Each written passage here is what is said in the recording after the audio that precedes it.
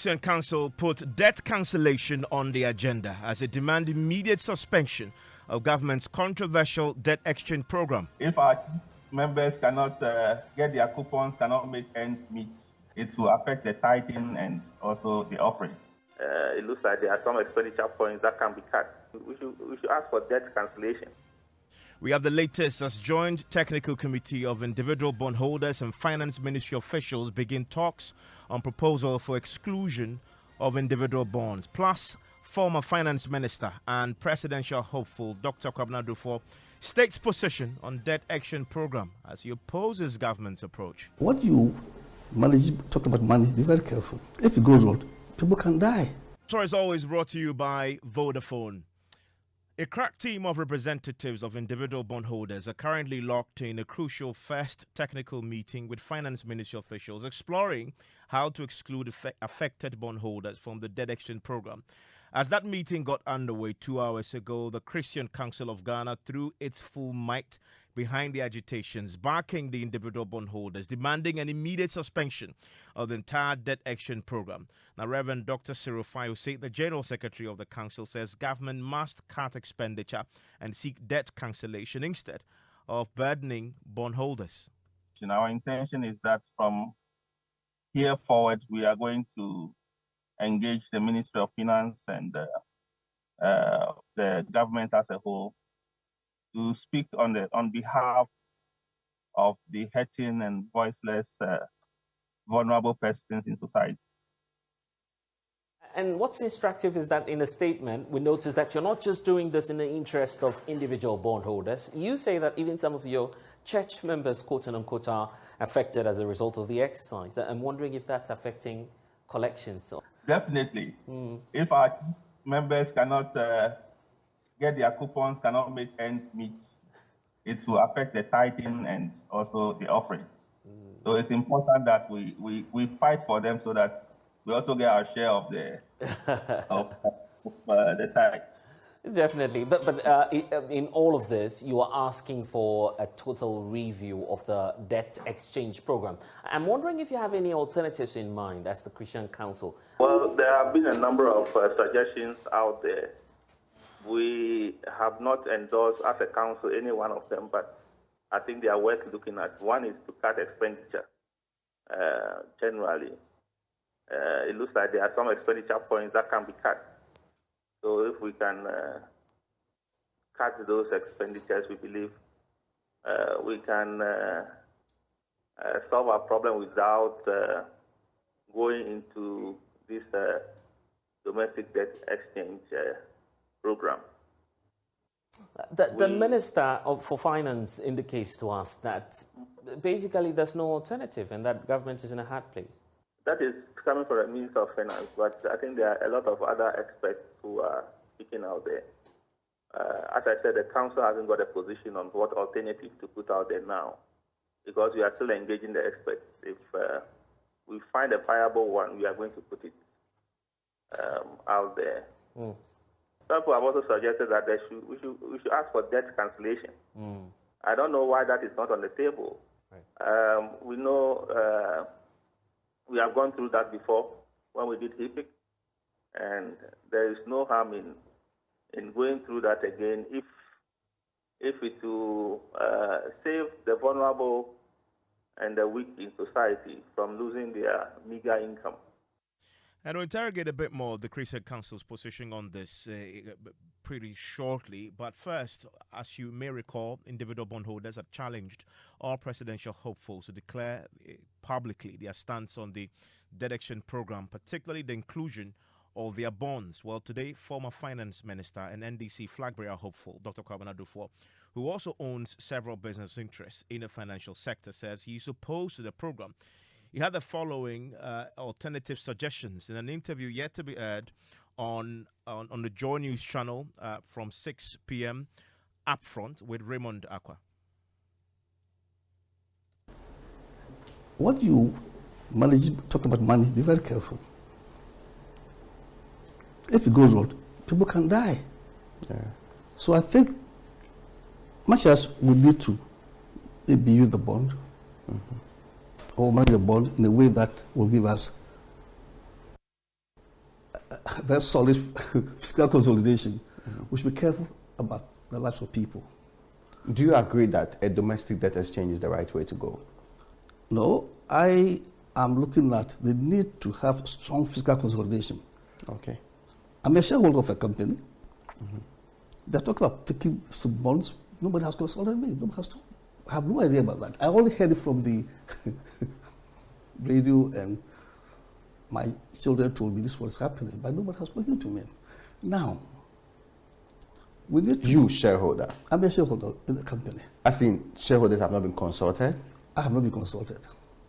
If you look at the 137 billion old bonds that we want to exchange for new, the old bonds, the weighted average for their maturity, it's about 3.8 years.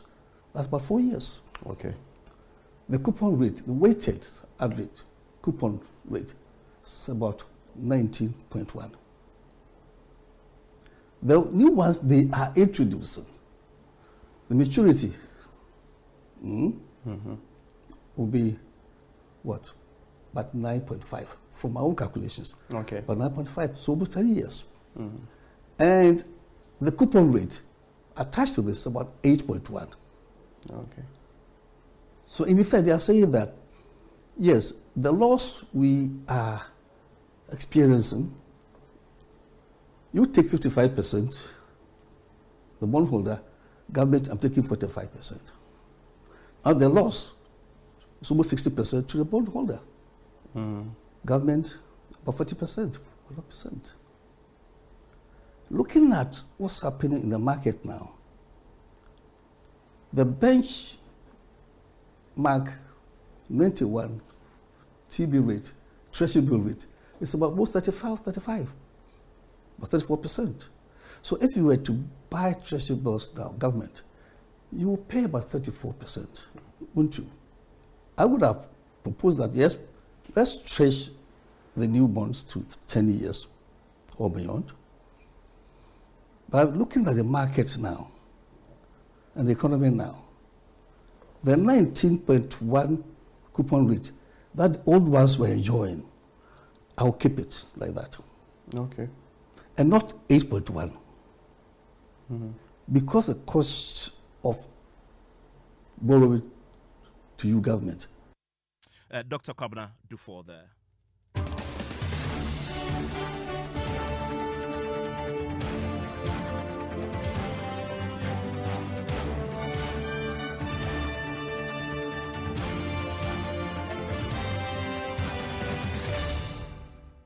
And we will subject Dr. Kwabena Dufour's position on this to some scrutiny pretty shortly. We'll bring in an expert in this area in the conversation. But for now, let's bring in the Christian Council on the statement that they issued earlier today.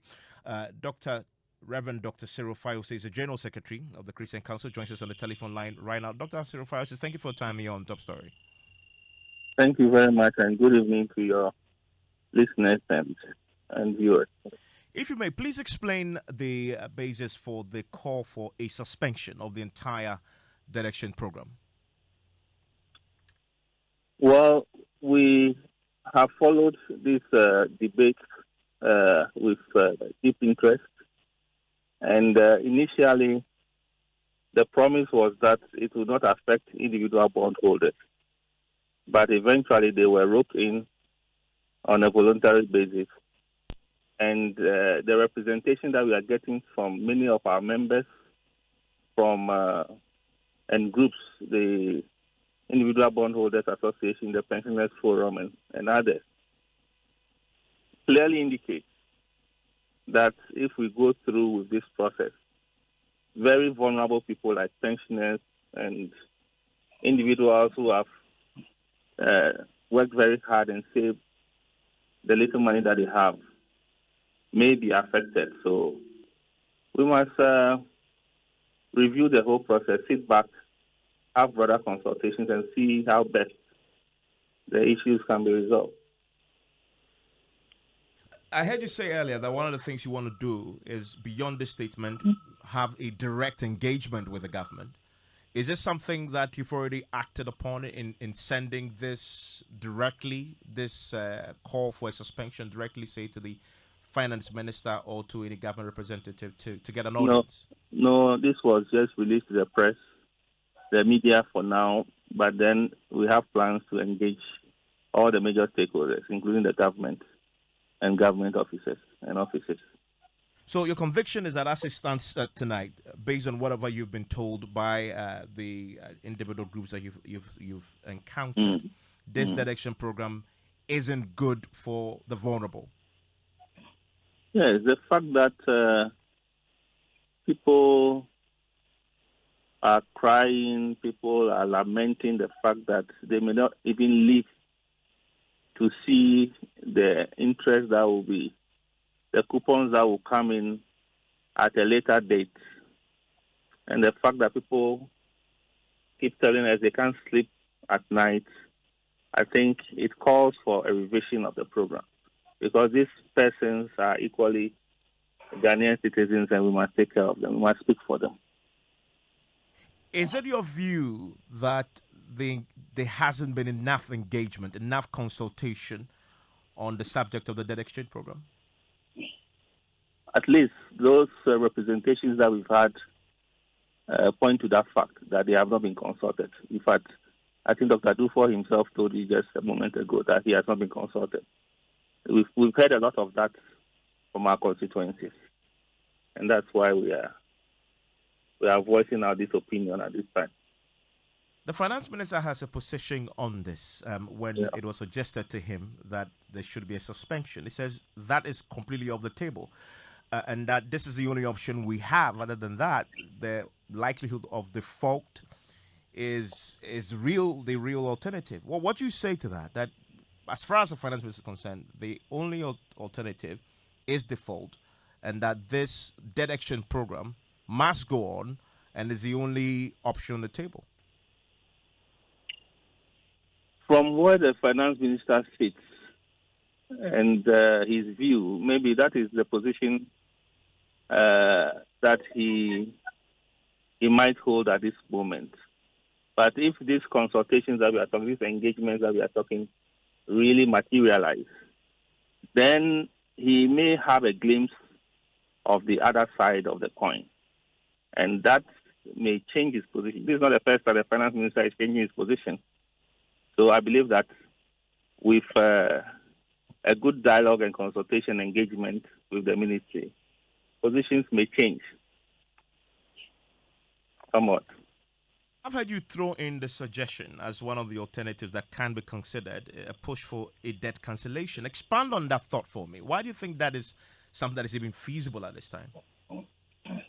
Well, I'm not an expert in the area. I'm not an economist. I'm not a financial analyst. But from the little that I know, we have been there before when we were really in crisis. And I think Honorable Osafo Mafo was the Minister of Finance at the time. I think we went through a HIPIC program, which was a sort of debt cancellation program. I don't know how that will fit into this program, but if that is a possibility and is going to save the lives of the innocent Ghanaians, I think we should consider it. You've also suggested, as an alternative, government must cut its own expenditure. The finance minister points to the budget. It says they already cut what they have to. Yeah. Is that a position you accept?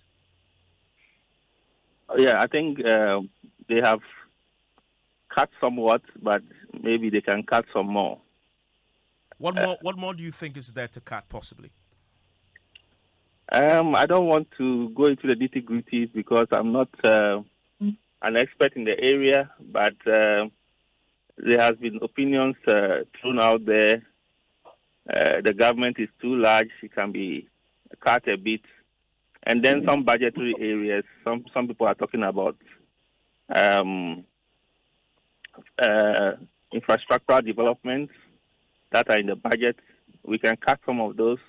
If that will help us scale through this year to next year without really impacting negatively on the lives of some Ghanaians. When do you hope to have a sit down with the finance ministry or government officials to put your point across? It may materialize as sooner than later. Thank you very much, Reverend. You've just been listening there to the General Secretary of the Christian Council of Ghana, Reverend Dr. Cyril Fayose.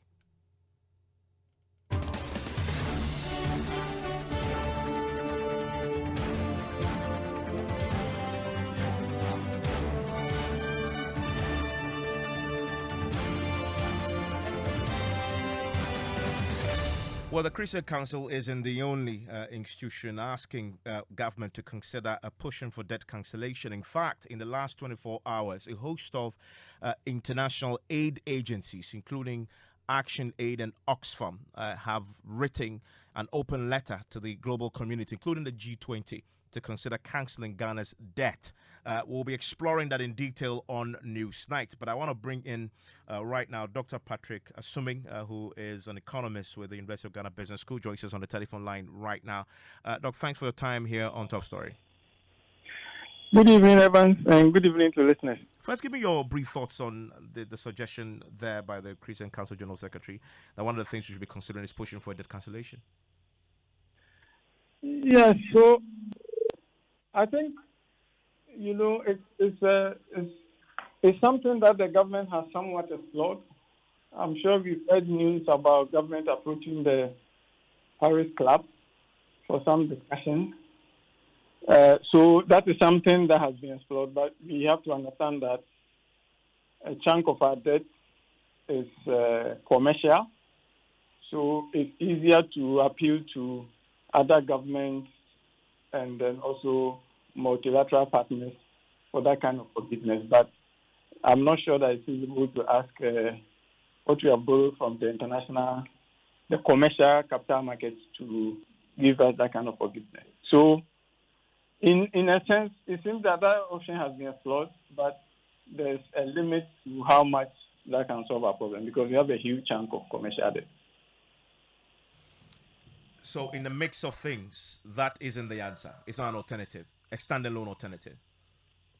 Yeah, we can't turn to that and say, we could just put aside the domestic debt exchange and go for that. I mean, there's a lot of conversation around alternatives, though. I mean, this is what led to the Christian Council suggesting that was one of the things that could be considered.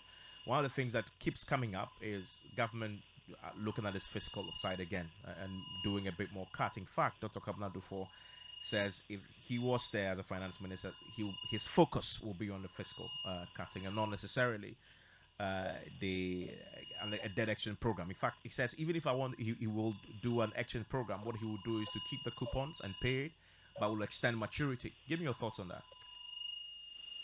Yes, I think in terms of having more space to cut some of the expenditures, absolutely. I was quite shocked when the budget was read and you realize that our deficit target 7.7, I believe, is higher than our revised target for 2022, which was quite shocking to see. We've seen, yes, the government has cut some things, but they are just nearly not enough. If you look at how much has been cut and compare that to the pain that will be imposed on people who are holding government bonds, it's just disproportionate. So I think the discussions about doing more expenditure cuts is absolutely the right call. But at the same time, we have to have a discussion about what do we want to cut. And for that kind of thing, you really want a more national discussion or a discussion involving a wider range of people. I've heard people say we should cut infrastructure expenditure. As a development economist, that is something that I will hesitate because that is what is going to drive our growth going forward. And when you do this kind of exchange and you impose this kind of cuts on people, you really want the economy to be growing going forward. So there are things here and there we saw things about cutting some of the tax for government. The question is whether some of them could be removed altogether. So if there was a broad-based discussion where the debt exchange is on the table and also line items on the budget was on the table and also additional revenue measures on the table, we will probably come to a more acceptable decision going forward than what we have seen. Talking about cutting, you say you're not in favor of cutting capital expenditure. So what would you suggest we cut instead? I think the obvious ones are there. We know that there's a question about cutting ministers. I still think there's room to cut. In addition to the ministers, we have to think about consolidating some of the government agencies. Then you have to think about the PECs. But in addition to cuts, I think we also have to review the efficiency of government spending, because that is a big source of the expenditure growth, right? If you spend 100 million Ghana cedis and you don't get goods and services worth 100 million Ghana cedis, it represents a bloating of the expenditure.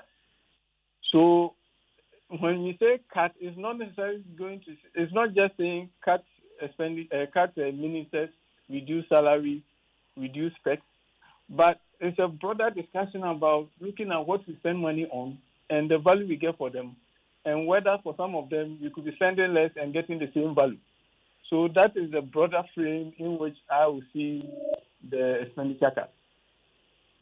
I mean, the conversation around cuts, I mean, if government cuts, as has been suggested, how much of a difference would it make to our debt situation and the creation of fiscal space, for example? Immediately, not much. I think even we talk about cut, there's so much that can be cut. We can't cut too much. Then, but what that we will do is, the way we grow the debt is by growing the deficit. So it means that it's a way of ensuring that the debt is not growing going forward, putting a brake on the growth of the debt. So in that sense, it's important. And it is not just cut for 1 year. So we want to see projected cuts going several years, the same way government is looking at its bonds going several years. So that's what you mean. But when we say cut, I think we are doing just over 200 billion.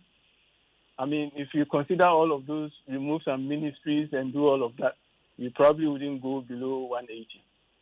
So, but we have to understand that apart from the impact on the numbers, there's also the signaling value.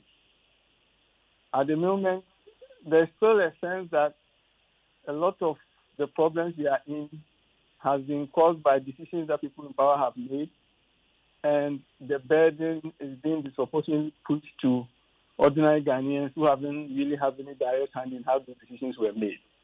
So if we're all sitting at the table and everybody says, okay, in terms of the numbers, it's not a huge cut, but we've seen that they've done as much as they could. And then it's easier to convince others that, okay, let us also do our bit to help our economy recover. Thank you very much, Patrick Assuming. Dr. Patrick Assuming is an economist with the University of Ghana Business School there. Talking about the former Finance Minister, Dr. Kwabena Dufo, he is also concerned that particularly the current donation program in its current form will collapse the insurance sector. If we don't manage the domestic debt exchange program properly, the financial sector will be weakened such a way that it won't be able to perform the role that sector is supposed to perform. We should be very careful. The bond of 137 billion is huge. Okay. You look at the insurance companies, for example. You see, the insurance companies, the premium they collect are now in the government bonds. You understand? The premium, if it's a general business, is there for claims payment. Your car is involved in an accident, you have to pay from the premium they collection from you and other people, isn't it? Yeah. Now, it's in the bonds, government has taken over the bonds. If there's a claim, how would they pay?